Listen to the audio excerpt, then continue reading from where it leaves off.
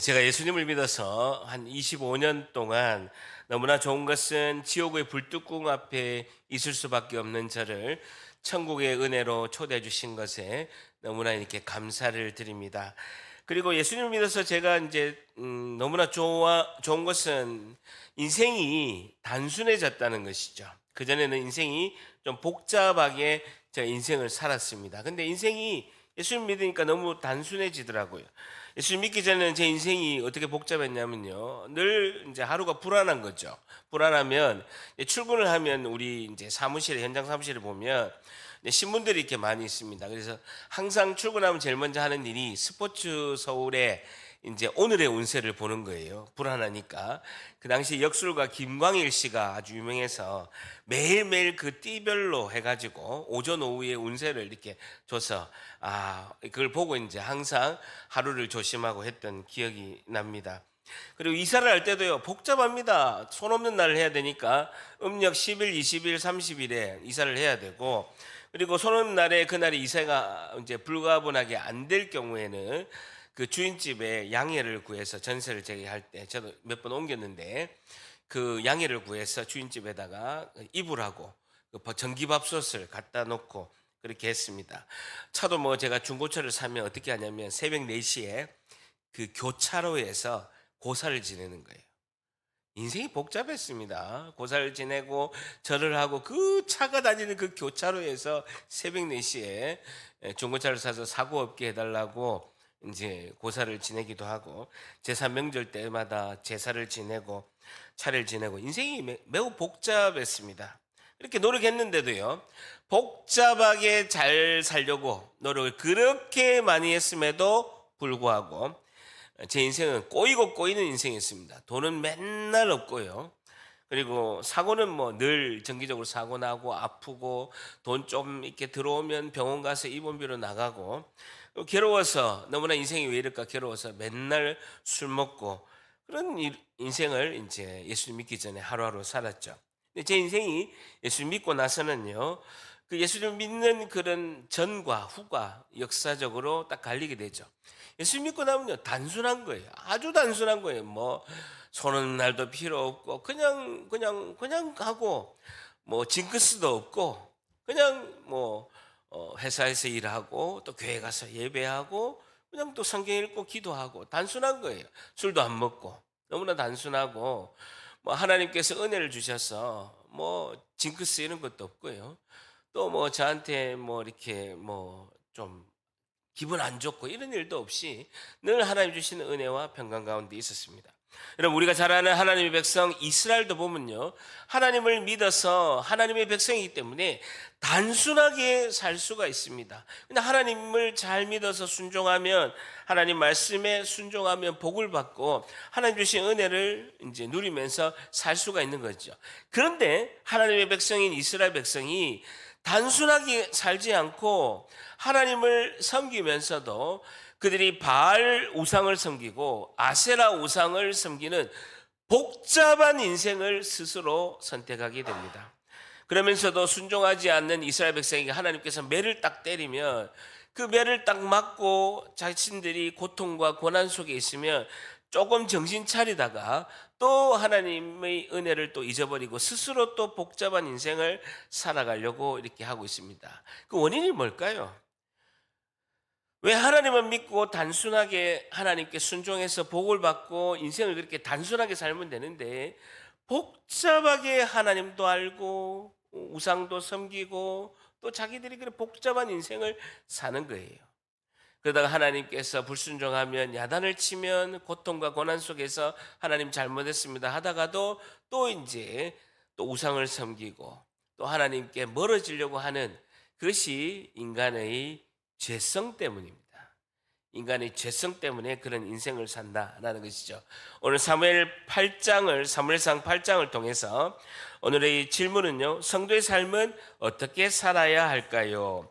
성도의 삶은 어떻게 살아야 할까요?에 대한 한 가지 교훈을 오늘 얻고자 합니다. 성도의 삶은 어떻게 살아야 할까요?에 대한 한 가지 교훈을 얻고자 합니다. 자, 8장 1절을 보세요. 사무엘이 늙음에 한번 줄 쳐보세요. 사무엘이 늙으면 우리 주일에서 살펴봤던 7장과 8장 사이에, 사무엘상 7장과 8장 사이에는 성경에 기록되지 않지만 어느 정도 세월이 이제 흐르게 됩니다. 우리가 잘 알듯이 사무엘상 7장에 보게 되면 사무엘이 미스바에서 하나님 말씀을 선포하고 그들이 그 기도를 하면서 회개를 하고 우상을 섬기지 않겠다라고 하나님께 결단하고 하나님께 기도함으로써 그들이 회개 기도를 하고 미스바에 대부흥이 있게 됩니다. 미스바에 이스라엘 백성이 있다 보니까 블레셋 군사들이 전쟁을 준비하는 줄 알고 전쟁을 오게 되는데 하나님께서 우레를 발하여서 그 전쟁에서 승리하게 하십니다. 그래서 그들이 이스라엘 백성이 하나님께 뭐라고 했습니까? 하나님이 여기까지 우리를 도우신다. 무슨 하나님? 에베네셀의 하나님이라고 그들이 고백하게 됩니다.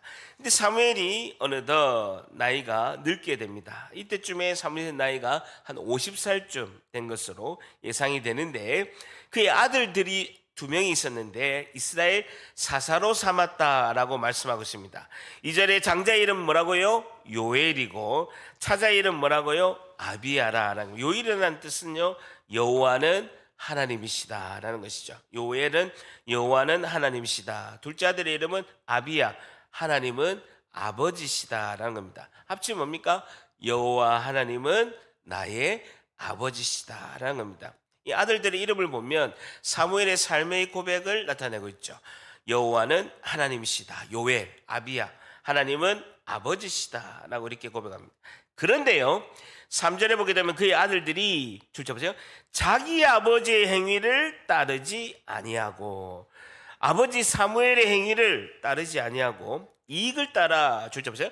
뇌물을 받고 판결을 굽게 하니라 줄쳐 보세요. 히브리어로 나타라는 뜻인데요 기울이다, 구부리다라는 뜻입니다. 뇌물을 받고 판결을 구부리고 기울여서 그 뇌물 준 사람한테 유리하게 판결을 했다.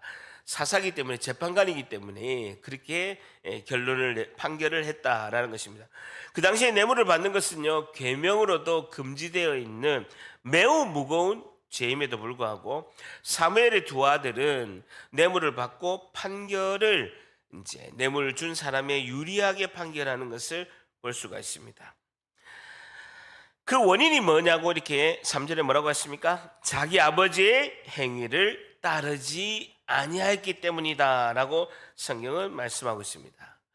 여러분 사무엘은요 성경에서 흠을 잡을 수 없는 사람입니다.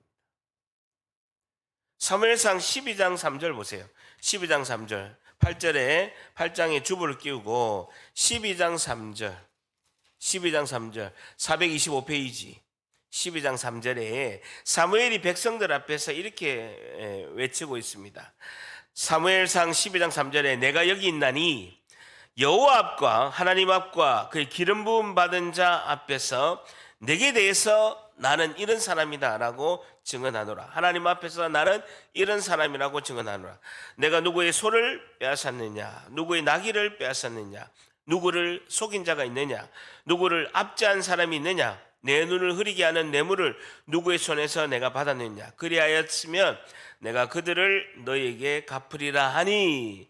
4절에 백성들이 이르되 그들이 이르되 당신이 우리를 속이지 아니하였고 압제하지 아니하였고 누구의 손에서든지 아무것도 빼앗은 것이 없나이다 하니라 라고 이렇게 말씀하고 있습니다.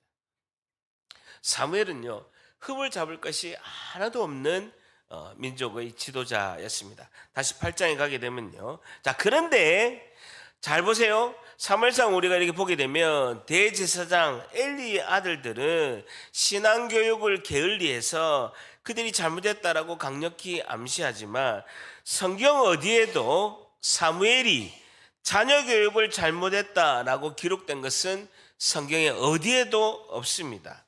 자 그렇다면요 사무엘 역시 자녀 교육을 위한 온갖 노력을 다 했음에도 불구하고 사무엘의 아들들이 순종하지 않았다라고 결론을 내릴 수 있는 것이죠. 다시요.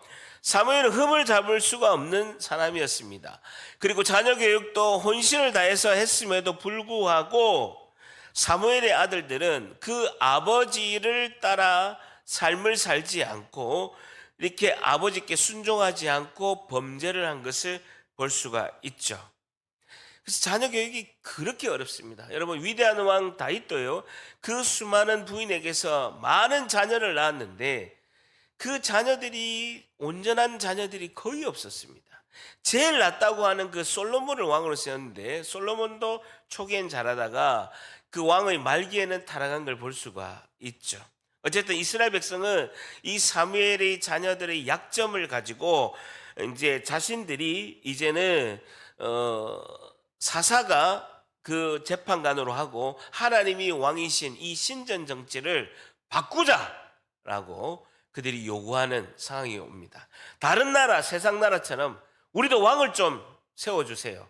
왕을 세우면 왕 때문에 우리가 전쟁도 승리하고 잘 될 거 아닙니까? 라고 요구를 하는 것입니다. 그러면 4절에 이스라엘의 8장 4절에 보게 되면요, 이스라엘 모든 장로가 모여서 라마에 있는 사무엘에게 나가서 5절에 그에게 이르되 보소서, 당신은 늙고 당신의 아들들은 당신의 행위를 따르지 아니하니라는 것입니다. 그러면서 줄 쳐보세요. 모든 나라와 같이 우리에게 왕을 세워서 우리를 다스리게 하소서 한지라라는 것입니다. 하나님 말씀으로 잘 교훈하고 나라를 잘 다스리는 그 사무엘 시대에 다른 나라처럼 복잡하게 왕을 세워달라라고 사무엘에게 요구하고 있습니다. 이스라엘의 왕은 하나님이 왕이십니다. 하나님이 왕이시고 그 사람들의 좀 이렇게 갈등이 있는 것을 재판하는 것이 사사의 역할임에도 불구하고 왕 대신 하나님 말씀에 순종하면 되는데, 그들이 왕 대신 하나님께 순종하면 자자손손 복을 받는데 세상 나라처럼 왕을 세워달라라고 요구하고 있습니다. 이유는 두 가지입니다. 다른 나라를 보니까요, 세상에 왕이 있는 나라를 보니까 잘 사는 거야. 그리고 전쟁하면 그들이 이기는 거예요. 전쟁을 이기게 하는 것은요, 하나님께서 이스라엘이 불순종하니까 하나님께서 세상 나라를 가지고 몽둥이로 한 것뿐이지 세상 나라가 강해서 그런 것이 아닙니다. 근데 세상 나라 보면요, 잘 살고 또 전쟁에도 승리하니까 왕이 있으면 좋겠다라고 생각하는 거죠. 두 번째는요, 눈에 보이지 않는 하나님이 눈에 보이지 않으니까 눈에 보이는 왕을, 실물을 보고 좀 섬기겠다라는 의도가 크다라는 것이죠. 이 이야기들은 사무엘은요, 너무나 가슴이 아픕니다. 반역에 가까운 이야기고 그들의 언행은요, 사무엘 자신을 비통하게 만드는 그런 결과가 있게 되는 것입니다. 어쨌든 그들의 속셈은요, 사무엘은 늙었고 두 아들은 부패한 것은 핑계이고 이스라엘에 뭔가 새로운 변화가 있었으면 하는 의도가 이제 큰 것이죠. 왕이 생기면, 하나님만 섬기다가 왕이 생기면 얼마나 인생이 복잡하고 어려움이 있는가를 그들은 모르고 이렇게 요구하는 것입니다. 왕이 있는 나라들은요, 그 왕을 섬기기 위해서 백성들의 허리가 휘고 뼈가 녹게 되는 것을 전혀 모르면서 왕을 요구하는 것을 볼 수가 있습니다. 여러분, 교회도 마찬가지입니다. 교회도 보게 되면 어떤 누구도 교회에서 영향력을 끼치고 절대적으로 편중이 있는 그런 행동과 언행을 하면 안 됩니다. 담임 목사뿐만 아니라 모든 성도가 오직 교회 왕 대신 예수 그리스도만을 섬기고 빛 대신 예수 그리스도 그 빛을 따라 성령님이 인도하심을 따라 말씀과 기도와 진리를 따라서 우리가 나아가야 될 줄 믿습니다. 자, 6절에 보세요. 6절 한번 다 같이 있습니다. 시작. 우리에게 왕을 주어 우리를 다스리게 하라 했을 때에 사무엘이 그것을 기뻐하지 아니하여 여호와께 기도하며, 한평생 하나님을 위해서 헌신하고 흠을 잡을 수 없는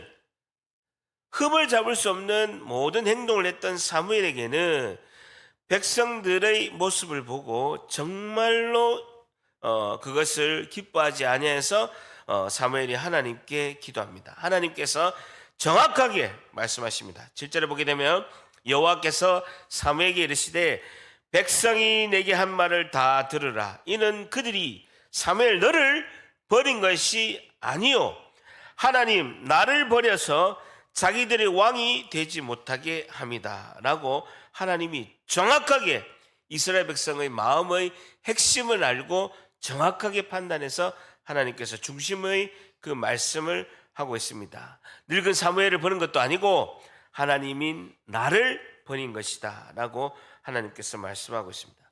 자, 어떤 때는요, 나보다 나를 하나님이 더 잘 아신다라는 것입니다. 하나님은 날마다 제 마음을 CT를 찍고 MRI를 찍어서 너무나 나를 잘 아시는 분이, 나보다 나를 더 잘 아시는 분이 하나님이십니다. 우리는 보이지 않는 하나님을 못 믿고 다른 나라처럼 이렇게 이스라엘 백성들이 보이는 왕을 세워달라라고 요구하고 있습니다. 8절에 보게 되면 내가 그들을 애굽에서 인도낸 날부터 오늘까지 그들이 모든 행사로 나를 버리고 다른 신들을 섬김같이 내게도 그리하는도다라는 것입니다. 이스라엘 백성이요, 출애굽에서 모세가 40일 동안 시내산에 올라가서 그 십계명을 받고 율법을 받을 동안에 내려오지 않으니까 이스라엘 백성이 한 일이 뭡니까? 금을 다 모아서 금송아지를 만들었죠. 그러면서 그 금송아지에게 이 금송아지가 여호와 하나님이라고 한 거예요. 여러분, 금송아지가 우상이 아니고 하나님이 눈에 안 보이니까 모세가 40일 동안 시내산에서 안 내려오니까 그들이 애굽에서 나올 때 금을 다 모아서 금송아지를 만들었는데 그 금송아지 우상에다가 뭐라고 했냐면 이 금송아지가 여호와 하나님이라고 한 거예요.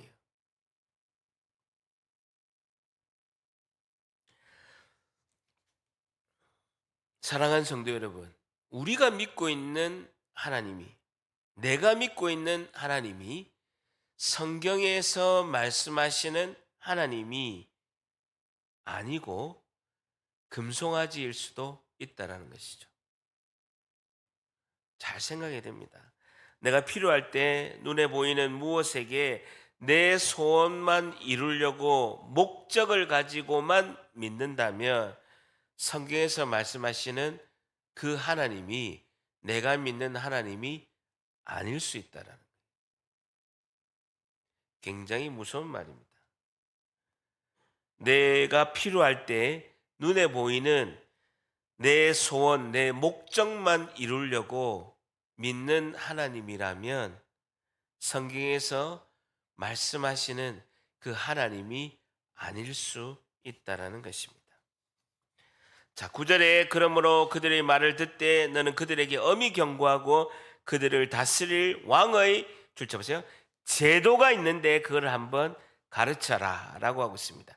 왕을 만들고 왕을 섬기면 얼마나 힘이 드는지 그것을 가르쳐라 라고 말씀하고 있습니다. 10절에 사무엘이 왕을 요구하는 백성들에게 여호와의 모든 말씀을 말하여서 이렇게 가르치고 있습니다. 11절에 이르되 너희를 다스릴 왕의 제도는 이러하다. 잘 들어봐라. 내가 가르칠 테니까 잘 들어봐라 라고 이야기하고 있습니다.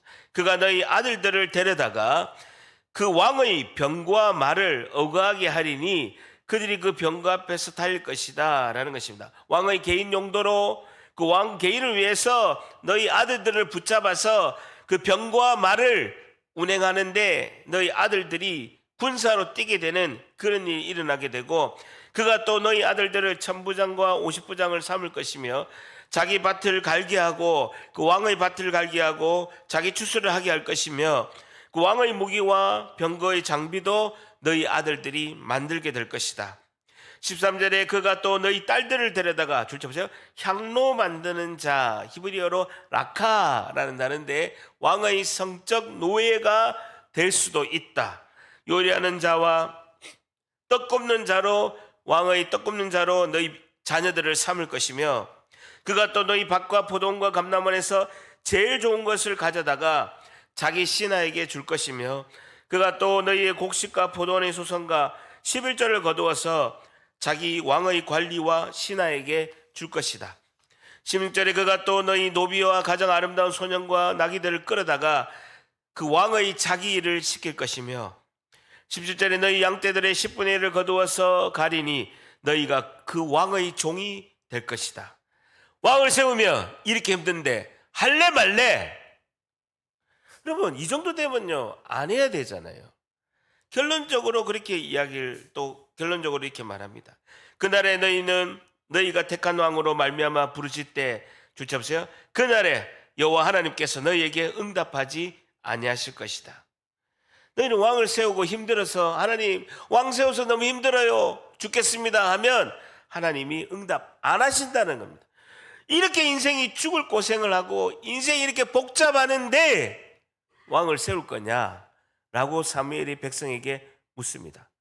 그 백성이 뭐랍니까? 그렇게 고생하는데 왜 우리가 세워요? 안 할래요? 지금처럼 하나님을 왕으로 섬기고 우리를 위해서 사사를 세워서 재판을 해주시고 그렇게 살래요? 라고 해야 되잖아요. 여러분 인간의 고집이 얼마나 센가 19절에 보세요. 19절 같이 했습니다. 인간의 고집은요 정말 하나님도 못 꺾습니다. 19절 같이 했습니다. 시작. 백성이 사무엘 말 듣기를 거절하여 이르되 아니로소이다. 우리도 우리 왕이 있어야 하리니. 하나님 고집 센 사람은요 어찌할 수가 없습니다. 보세요. 사무엘 말 듣기를 거절했다는 거예요. 그래도 안 하겠다는 거예요. 우리도 우리 왕이 있어야 되겠다는 것입니다. 자기 고집만 피우고 하나님 말씀을 안 들으면요 예수님 재림에도 방법이 없습니다. 고난과 환난으로 고집 꺾으셔서 하나님께서 데려가시든지 아니면 그것도 안 들으면요 하나님 내버려 둘 수밖에 없는 그런 상황입니다. 여러분 저희 집에는 이제 아들 딸이 있는데요 성인이는 이제 좀 저를 닮아서 굉장히 유순해서 고집이 없습니다. 근데 우리 딸은요 고집이요 대단했습니다. 5살 때요 이마트에서 그 장난감 사달라고 하면요 거기서 거의 밀대걸레처럼 누워가지고요 그 장난감 앞에 있는 저기 매장을요 거의 닦듯이 해야 하는 거예요. 하도 고집 피우고 그나야 지금 이거는 네가 너무 어려서 안 되니까 5살이니까 학교 가면 사줄게 하고 한 거예요. 근데 막 거기서 울고 땡깡을 부리는데 너무 땡깡을 부려서 그냥 가버렸어요. 죽도 살든 뭐 어쨌든 주차장으로 갔어요. 주차장 가는데 그 고객센터에서 방송이 있는 거예요. 뭐라고 하냐면 울고 있는 5살 어린 여자, 제가 하도 너무 충격적이라서 다 외웠어요. 그대로 썼어요. 울고 있는 5살 어린 여자가 있습니다. 그 다음이 멘트가 대박입니다. 이름도 모르오니. 이름이 뭐냐고 물으니까 이름도 이야기 안 하는 거 얼마나 고집센지. 네 이름이 뭐냐 김근아 하면 되잖아요. 이름 말 안 할래 하고 한 거예요. 이름도 모르오니 부모님 옆에 있는 자녀를 확인하시고 자녀가 없으면 고객센터에 와서 찾아가시기 바랍니다 라고 이야기한 거예요. 얼마나 고집이 센지요. 말도 못합니다. 그걸 하지 않으면요 끝장을 내지 않으면 안 될 정도로 고집이 너무너무 셌습니다. 그 김근아보다 더 고집 센 사람이 이스라엘 백성입니다. 20절에 보세요. 우리도 다른 나라들 같이 되어 우리의 왕이 우리를 다스리며 우리 앞에 나가서 우리의 싸움을 싸워야 할 것이니라 하는지라는 이제서야 속내를 드러낸 겁니다. 눈에 보이는 하나님이 왕이 있는데 전쟁에서 맨날 지는 거야. 왜 지겠습니까? 불순종하니까 하나님이 매를 때린 거잖아요. 그런데 다른 나라를 보니까 왕이 있어서 승리하는 것 같은 거예요. 눈에 보이지 않는 그 하나님의 왕이 돼서는 맨날 지니까 눈에 보이는 왕 내놔라는 것입니다. 21절에 사무엘이 백성의 말을 다 듣고 여호와께 아뢰매 여호와께서 사무엘에게 이르시되 주차 보세요. 그들의 말을 들어 왕을 세우라 하시니 하나님이 그냥 왕을 세우라 이렇게 하는 것입니다. 사무엘이 이스라엘 사람에게 이르되 너희 각 성으로 돌아가리라 라는 것입니다. 왕을 세우라는 겁니다. 마치 그런 것이죠. 준비되지 않고 자녀가 보니까 아직 인격적으로 비성숙하고 장사도 잘 모르고 뭐 이렇게 사회성도 없고 사람 인간관계도 잘 못하는데 사업한다고 와서 돈 빌려달라는 거예요. 그 부부가 보면요 망할 것 뻔한 거죠. 경험도 없지, 인간관계도 잘 못하지, 회계도 잘 못하지, 아직 장사하면 망하기 일보 직전인 거예요. 근데도 맨날 와가지고 돈 3천만 원, 5천만 원 빌려내라는 거예요. 장사한다고. 부모가 설득하다 안 되면요 망할 줄 알고 그래 해봐라 하고 주는 거예요. 그게 지금 이 상황입니다. 정말 하나님이 원하시는 왕이 있었습니다. 그것은 하나님께서 왕을 통해서 하나님을 드러내고 하나님의 영광의 은혜 안에 가기 위한 다윗이라는 왕을 하나님이 세우려고 하였습니다. 근데 다윗이 지금 너무 어린 거예요. 너무 어리기 때문에 그 전에 자꾸 사울이라는 왕을 세워달라고 자꾸 이렇게 하는 거예요.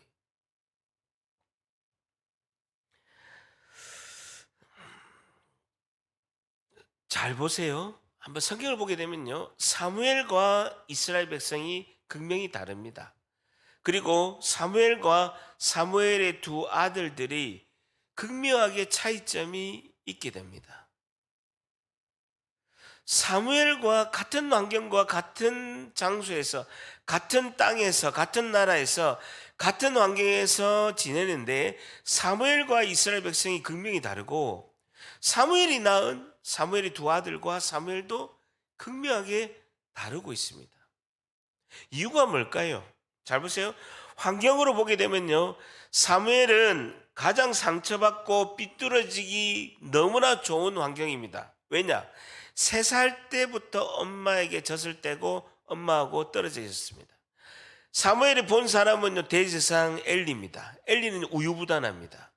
그 엘리의 두 아들 홈리와 비느하스 극악무도하게 죄를 졌습니다. 음행을 저지르고 하나님을 경배하지 않고 하나님의 재물에 손을 댔습니다. 사무엘이 어릴 때 본 게 그거예요. 엄마에게서 헤어지고 3살부터 떨어지고 엄마가 1년에 한 번 제사를 드릴 때만 잠깐 볼 뿐이고, 그래서 엄마가 사무엘이 커서 옷을 줄 때만 봤을 뿐이고, 그가 본 것은 엘리와 그 두 제사장 홈리와 비느하스의 그 극악무도한 그 만행과 우유부단하면서 제대로 자녀 교육을 하지 않는 그 엘리 제사장만 봤습니다. 사무엘은 충분히 빗나가고 타락할 여지가 누구보다도 많았던 그였습니다. 그럼에도 불구하고 사무엘과 이스라엘 백성은요, 극명히 다른 거예요. 그는 흠이 없고 말씀 가운데 살아오는 사무엘의 모습입니다. 여러분, 사무엘만 따라서 흉내만 내도 이스라엘 백성이 복을 받을 수밖에 없는 상황이에요. 사무엘이 그렇게 된 이유가 무엇일까요? 똑같은 환경에서 더 많이 타락하고 더 많이 빗나가고 더 많이 상처받을 수밖에 없는 그 사무엘이 왜 하나님 앞에서 사람들 앞에서 흠이 없는 자로 온전한 자로 있었냐라는 것이죠. 그게 오늘의 핵심 포인트입니다. 우리가 그걸 알아야 사무엘처럼 하나님이 기뻐하는 백성이 되고, 고집을 피우고 아집을 피우고 하나님 뜻이 아닌데도 자꾸 땡깡을 부리는 이스라엘 백성이 안 된다는 것이, 그 이유가 뭐냐는 것입니다. 자, 사무엘상 2장 18장 보세요. 사무엘상 2장 18절 앞에 보게 되면요, 사무엘상 2장 18절,